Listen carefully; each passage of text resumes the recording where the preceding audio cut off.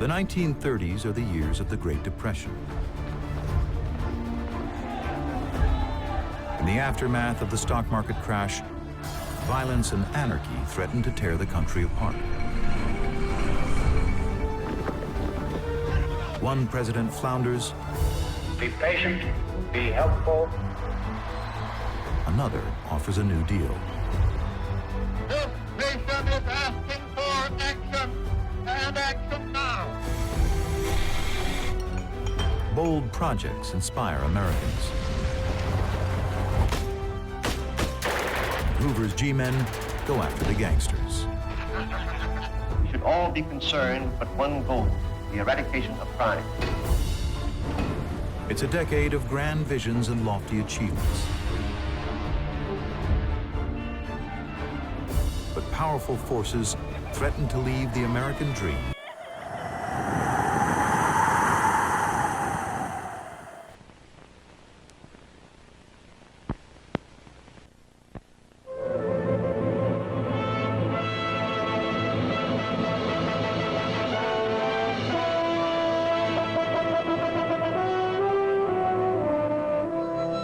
The untouched southern Great Plains, for centuries subject to unpredictable weather, relentless wind, and recurrent drought, but in season the richest grazing land on earth.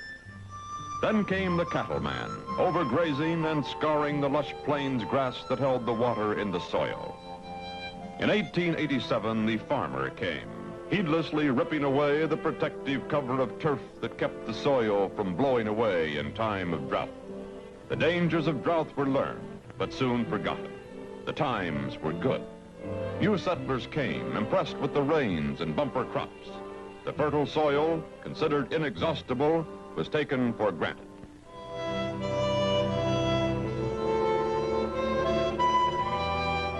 Thousands poured into the plains to grab what they could from the soil. Unknowingly, they were creating this area that in the 30s would be called the Dust Bowl. Its center, Dalhart, Texas. My father brought me to the Panhandle in 1890. And in 1913, my brother and I bought this ranch. And for several years, we had a very fine condition. But the farmers came here in the 20s, long about, I'd say about 27 or 28, and they began to buy this land and break it up and plant it into crop, in corn. The 20s were very good. Well, the dry weather started in about 30, and then 31 and 32 it got worse, and some of these farmers had livestock. And they didn't have any place to graze these cattle much, and they turned them on these fields. And the little old stuff got about that high, they'd pull it up and eat it. And that left the land bare. And in 1933, it was pretty bad.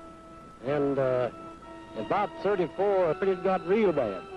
The drought lasted 8 years. Man's greed and years of careless cultivation now took their toll. The uncovered earth had given all it had to give. It could give no more. As the added ordeal of depression tumbled the price of wheat, the land, mistreated, parched by drought, was pulverized to produce still more wheat. A futile race with the creditor, creating only dust, ready to blow.